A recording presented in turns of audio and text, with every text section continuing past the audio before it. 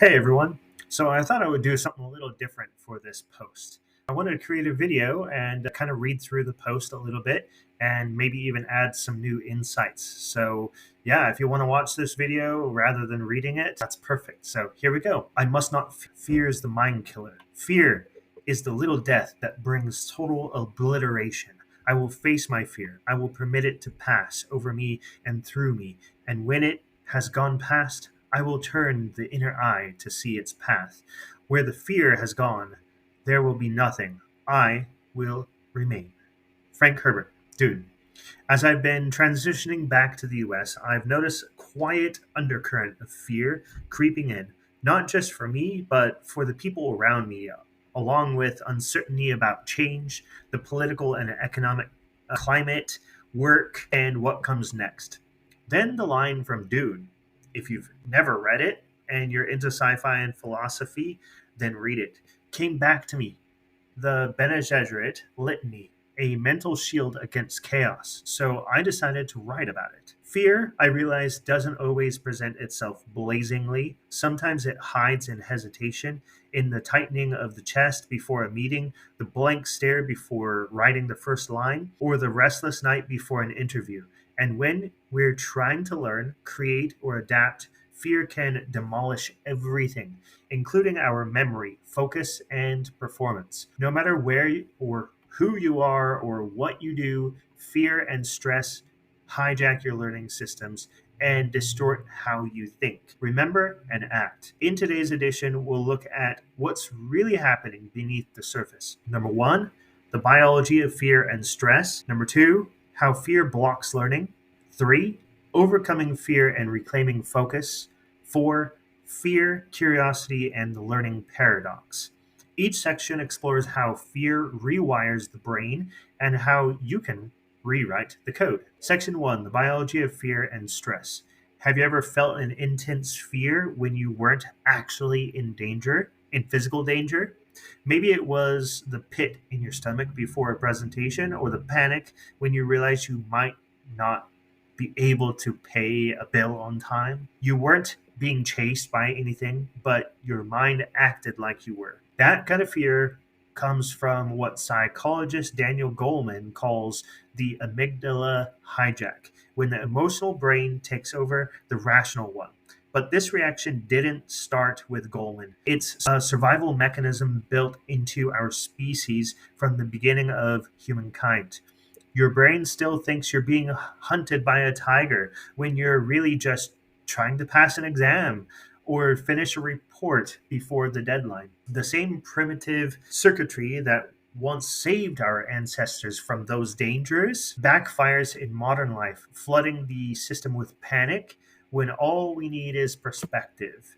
It can help save us, which we will discuss in the article here too. The part of your brain that controls reasoning, planning, and memory, the prefrontal cortex, shuts down or becomes less effective under stress. When your body is in fight or flight mode, it's not optimizing for deep thought or creative problem solving. It's optimizing for survival. If you're like me, knowing or unknowingly, you've experienced this, and it's not very pleasant. If that stress becomes chronic, from financial pressure, relationship conflict, job insecurity, or parenting struggles, it reshapes how your brain functions at the moment. Don't worry, you can heal from that though. Prolonged exposure to stress hormones like cortisol and adrenaline keeps the body in high alert. In the short term, those chemicals give you the energy to act fast, and that's some of the benefits from it. But over time, they erode your ability to focus, learn, and actually make sound decisions. I've noticed this firsthand during periods of intense stress in my own life. Your mind becomes foggy. Small tasks feel impossible. You start reacting instead of actually thinking. You start second guessing yourself. Worse, you stop taking action. Most of us have been there, stuck in a loop where the very system designed to protect us becomes the thing that actually holds us back. Of course, not all stress is bad.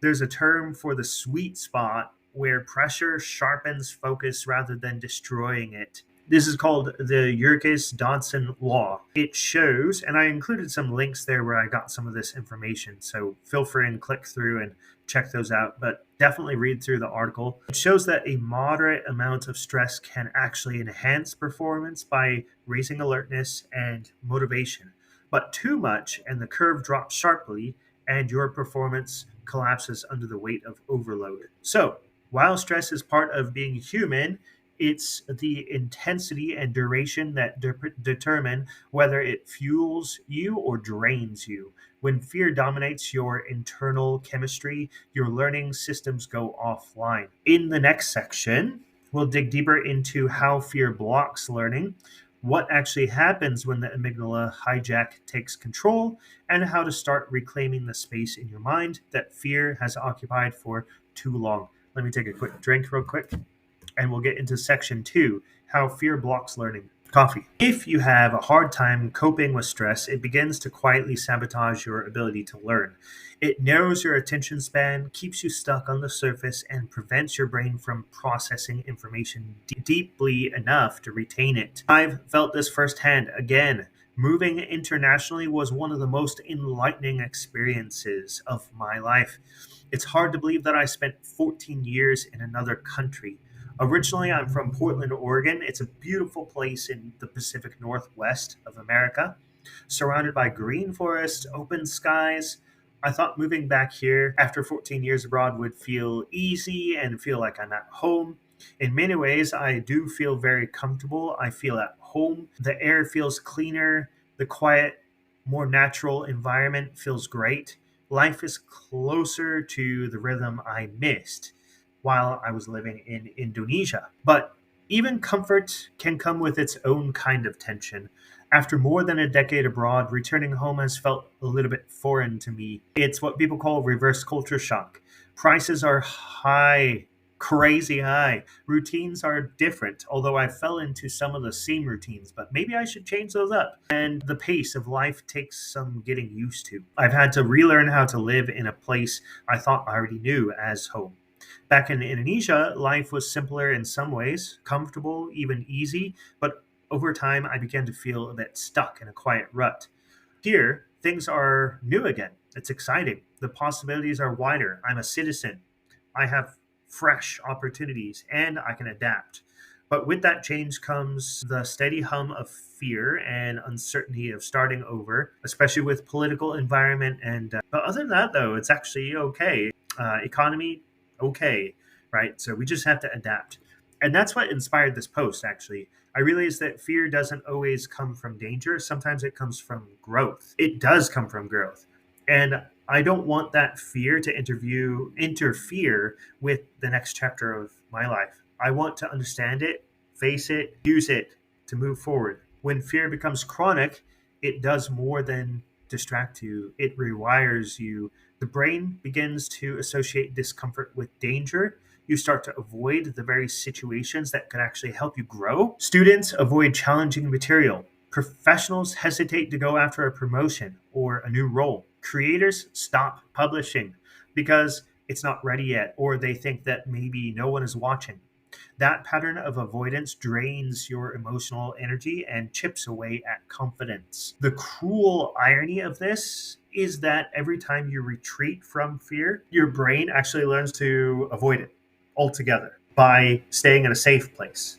It strengthens that neural pathway, and soon learning equals danger. Progress equals danger. Risk equals danger. Trying equals danger. You start to see threats everywhere, and over time, this loop leads to burnout, procrastination, or even just self sabotage. It's the same reason your mind can go completely blank in the moment that you begin your presentation or your interview. 1 second, you know exactly what you're going to say, and then the next one, it's completely gone. Your amygdala has pulled the plug on your working memory, flooding your system with stress hormones and rerouting all that energy that you planned for, prepared for, towards your survival. It's a flight mode. You just want to run. This is how fear blocks progress, by convincing your brain that Learning or doing itself is unsafe. In the next section, we'll explore how to break that pattern, how to overcome fear and reclaim your focus so your mind can finally return to doing what it was built for: learning, creating, and growing. Let me take a quick drink of water. My voice is getting a bit tired. Section 3: Overcoming fear and reclaiming focus. I've had my fair share of stressful situations where fear almost got the best of me, but I definitely overcame them. I'm still here, right? That's the real goal here, not to eliminate the fear because that's natural, but to understand it and redirect it. So these tips, I think 6 of them, will really help you. This is the transition point between paralysis and empowerment. Fear can be a teacher if you know how to listen to it. Here are the strategies that helped me in my life reclaim focus when fear tried to take over. Number 1, reframe the fear as information. Fear is often just a signal for growth. When I began to see fear as data, not doom, everything shifted. Fear tells you that something actually matters. It's your brain's way of saying, pay attention, this could change you. Of course, no one enjoys that feeling of fear, of feeling unsafe or uncertain. No one does. But every skill that stretches you, public speaking, applying for jobs, starting over, requires a bit of risk. Moving, growth lives on the edge of discomfort, of fear, and you need to make sure you listen to it. It's there for a reason. Number 2, name the fear. Label it. It's an effective technique. Label that emotion, label the fear so that way you can understand it. This research comes from Matthew Lieberman and colleagues, 2007. It shows that simply naming your feelings reduces amygdala activity, the part of the brain that triggers fear. And I think it also helps you to solve whatever the fear is as well, because you name it, you're not going to ignore it. You're going to go after it and solve it. When I catch myself spiraling into the what ifs, I pause and name it. This is fear of failure. This is fear of being judged. By doing that, I take the emotion out of hiding. Once it's named, it becomes manageable. It shifts from an enemy in the shadows to something I can actually work with and solve. Naming your fear calms the nervous system and helps you move from rumination to reasoning, from panic to problem solving. Number 3, regulate your breathing. Fear speeds up your heartbeat, it shortens your breath, tells your body, run. But slow, intentional breathing tells your body, you're safe, it's okay, calm down. When I feel anxiety building in myself, I take 3 to 5 deep breaths. Just concentrate on the breaths through the nose and out through the mouth. And each breath helps re-engage the prefrontal cortex, restoring rational thought. In that moment, I'm reminding my brain that this is not a tiger, it's just a task. And all I need to do is go do it. 4, chunk your learning task. This is a big one. I've been using it for years now. It's one of the most powerful tools. And I found it in books like Atomic Habits by James Clear and Deep Work by Cal Newport. Simple, just chunk your focus. When you divide larger goals into smaller time-bound segments, say a 2-hour work block, you reduce cognitive load. Your brain loves clarity. Do one task. Only focus on that for 1 or 2 hours. Don't do anything else. Focus deeply. Chunking also creates small wins that build confidence. Even unfinished work feels meaningful because you know exactly where to pick up next time. So you get to that 2-hour mark, you need to move on to something else, that's okay. You go move on to something else and you know where to come back. Over time, those small wins accumulate into progress, and progress dissolves fear. 5, build reflective habits. Reflective journaling and anything like that has been a huge help for me in the past. Reflection turns experience into growth. During stressful times, I journal, debrief with my wife, or take a quiet moment to ask, what am I learning from this moment? Reflection strengthens both mindfulness and confidence. It reminds you that every challenge has a lesson, even when the outcome isn't perfect. Writing, talking, thinking through what happened transforms that fear from chaos into clarity.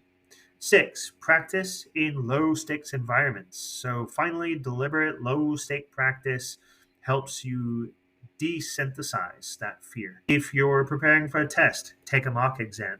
If you're doing some public speaking, rehearse in front of the mirror or just record yourself or maybe in front of a friend. If writing scares you, write short drafts and no one has to see them. Low stakes practice teaches your brain that the feared situation isn't actually lethal. You can do it. Over time, that confidence will build. Fear may visit you often, but it doesn't have to stay with you. The mind can't grow when it's bracing for impact. Calm is the gatekeeper of insight. Use these 6 practices to quiet your fear, refocus your attention, and open the door to your full potential. Section 4: Fear, Curiosity, and the Learning Paradox. I don't even need to tell you how frustrating fear can feel, how it grips you and how it slows you down, how it convinces you that staying still is safer than moving forward. You've likely experienced that too. That's one of the reasons why I wrote this post, because we're all human. Here's something fascinating. Fear and curiosity are both attention magnets. They both pull you in opposite directions. Fear will potentially stop you, while curiosity will drive you forward.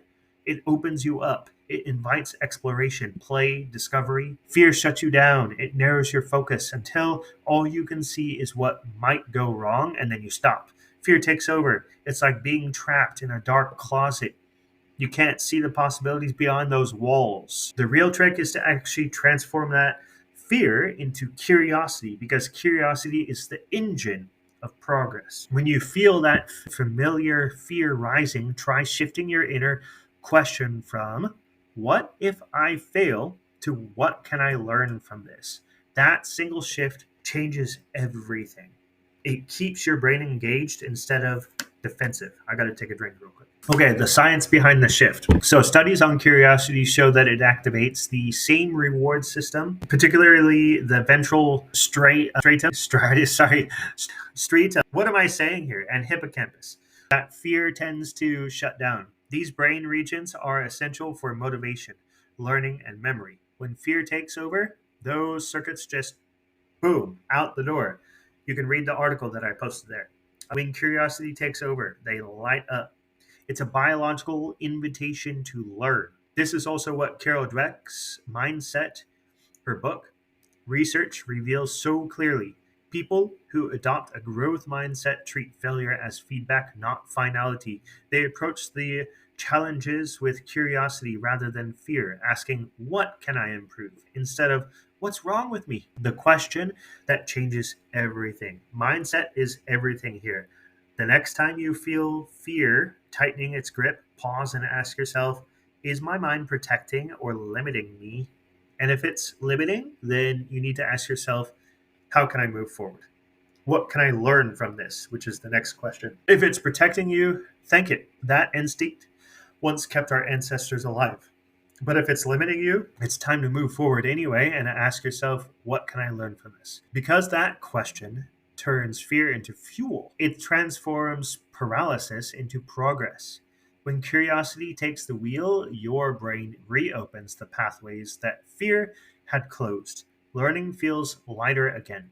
Energy returns.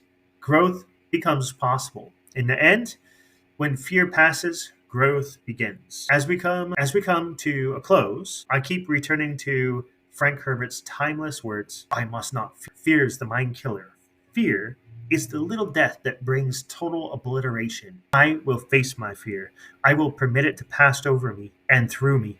And when it has gone past, I will turn the inner eye to see its path. Where the fear has gone, there will be nothing. Only I will remain. Frank Herbert, Dune. Learners who thrive aren't fearless. They've simply learned to study with the storm, not against it. They allow themselves to feel the fear first, to acknowledge it, and then let it pass through. That's where strength is built. So here's a simple practice to take with you. At the end of each study session or taking action on something or any meaningful experience, ask yourself, what fear tried to stop me today, if any, and what did I learn from it anyway?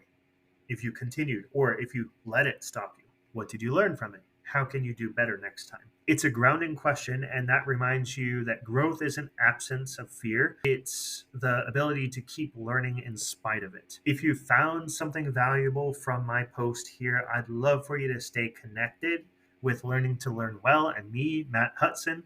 I publish Learning to Learn Well every 2 weeks, most of the time, and sometimes even 3 times a month. And I'm continually working to share deeper insights with you, more personal insights, which is why I'm creating the video today too, that help you to turn knowledge into action. Please share this piece with others, friends, family, or anyone you think could benefit from it. And if you like full access to my growing library of writing, consider becoming a paid subscriber. Right now, I have it set to 3 months and beyond. Everything else is behind the paid wall. So if you want to read any of my previous works, some are really long pieces, some are a little bit shorter, but there's a plethora of topics there, then please do consider becoming a paid subscriber to support me and also to continue getting these great posts. Your support does mean a lot. It means a whole lot more than you actually realize. Without readers like you, these words wouldn't exist. I wouldn't be publishing. So please do support my writing. Until next time, face your fear, let it pass through you, and keep learning anyway. Thank you.